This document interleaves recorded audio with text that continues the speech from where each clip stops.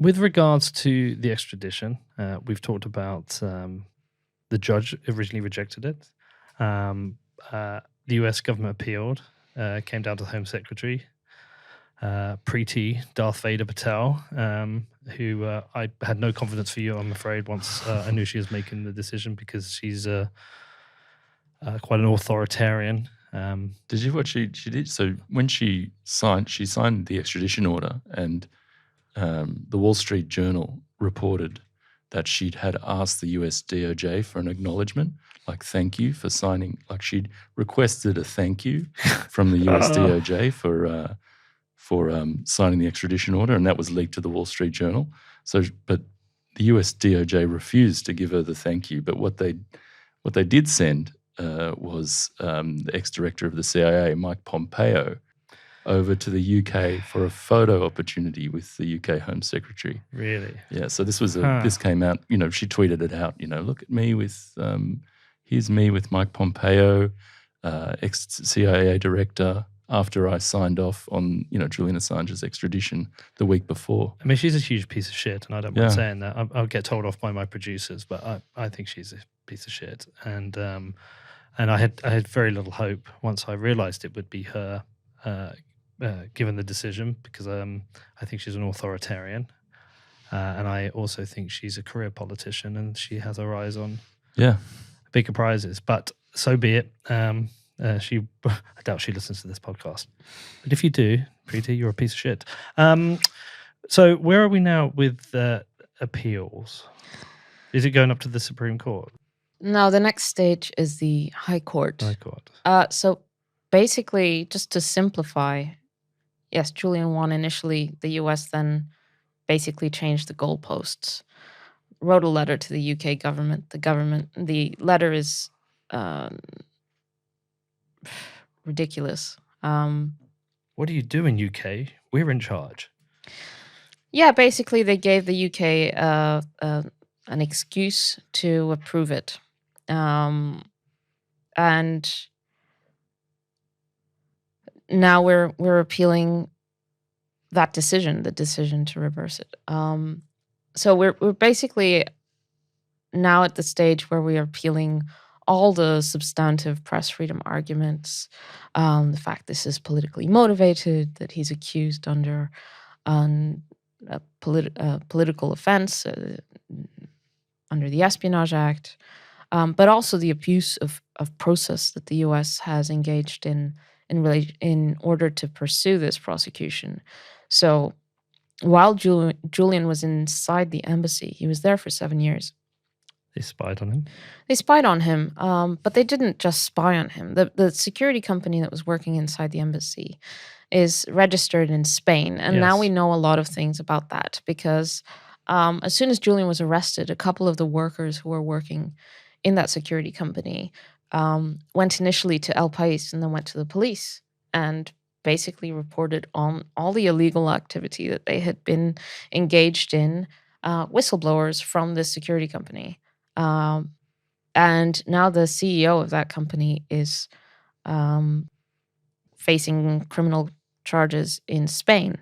Good. They raided his home. They seized hard drives and equipment. They found 2 guns with the serial number filed off. These are sinister characters. And it turns out these whistleblowers disclosed that they were receiving instructions from the CIA that Mike Pompeo was heading up at the time.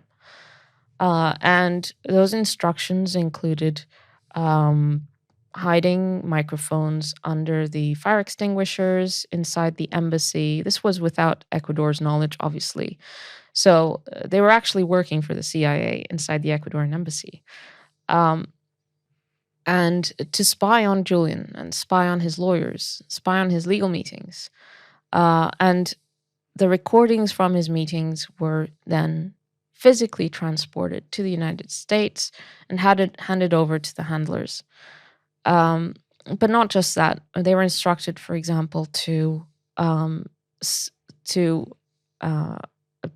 the DNA of our 6-month-old baby at the time. He was 6 months old, by stealing a soiled nappy in order to get the DNA. They, followed me, followed my mom, photographed the legal notes of lawyers who were visiting, stole medical notes and from the doctors that were visiting Julian and examining him and so on. But this is far more extreme than the case you brought up previously, where they were spying on was it Daniel Ellsberg, psychiatrist? Yeah, exactly right. I mean, this is a significantly increased scope on that. Yeah, there's an incredible investigation that was published in September last year. 3 investigative journalists based in DC. No personal sympathy towards Julian from them. They're national security journalists, investigative journalists, and they published this story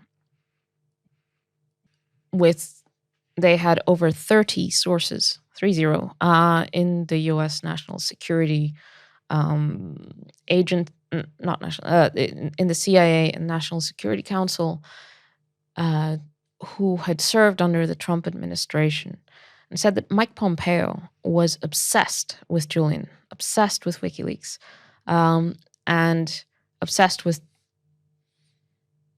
taking down WikiLeaks, and that it became top priority for the CIA.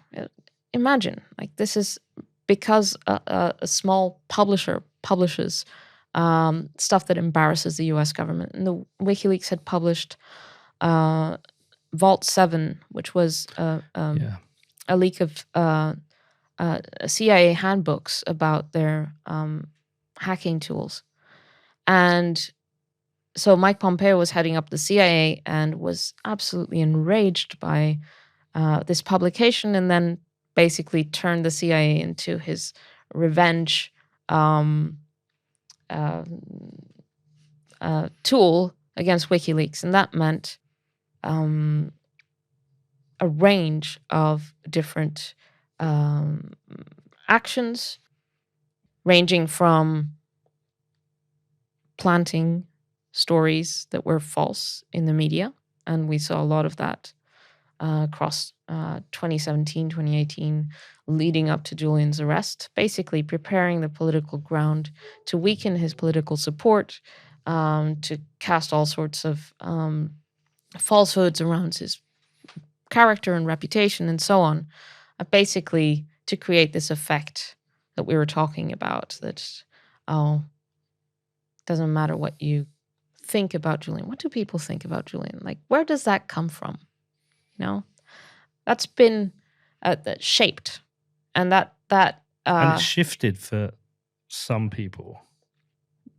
Well, during that time, the CIA has, one of its main functions has been its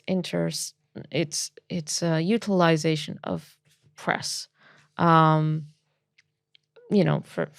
since the beginning, shaping perception, shaping propaganda. And there was a massive propaganda effort in relation to Julian and WikiLeaks in order to silence him and imprison him. That was the end goal. There were also plans to kidnap him from the embassy, plans to assassinate him, specific plans about poisoning. And what's incredible is that you have this Spanish case and these whistleblowers who are talking about, we were talking about how to poison him and how to leave the door open so that deniably they could take him out of the embassy and kidnap him. And then you have this CIA story from DC talking about how Mike Pompeo was ordering sketches and options about how to take out Julian, how to assassinate him, how to kidnap him, and so on. This is the same Mike Pompeo who had a photo opportunity with Priti Patel, who signed off on the extradition order a couple of weeks ago. Same person. But it's very Putin-esque in strategy to assassinate people on foreign soil. Yeah, you wouldn't expect it, in a Western democracy. Nobody expects these things to happen, but in Julian's case, they do. That was a like significant change in the scope for me when it was revealed that they were looking at options to assassinate him. That for me was like, hold on, like I know the US government and the UK government have a particularly checkered history, but that is a significant change. That is something you expect from the Russian state, maybe the Chinese state, but for like you say, a Western liberal democracy to be murdering, but considering the murder of a journalist, a truth teller on foreign soil. I mean, this is the strategy of Putin. This is what he does. And the Trump administration, there were people within the National Security Council who then became sources for this story, who were saying this was out of control. Yeah. But if they're looking to extradite him, surely this would form part of your appeal that he's a person whose life there's a credible threat against his life now. Yeah. So this is one of the arguments that we're going to introduce that wasn't previously part of our arguments because it hadn't been published yet. That you're talking about an extradition to the country that has plotted Julian's assassination. Mm-hmm. This is by any standard, this is not permissible. The case is completely outrageous for the reasons I've explained before. Like he's being prosecuted for journalism, and if it were, and countries all around the world are shouting at the US and the UK for the incredible hypocrisy when they're talking about press freedom, and at the same time they have Julian in prison for years on end.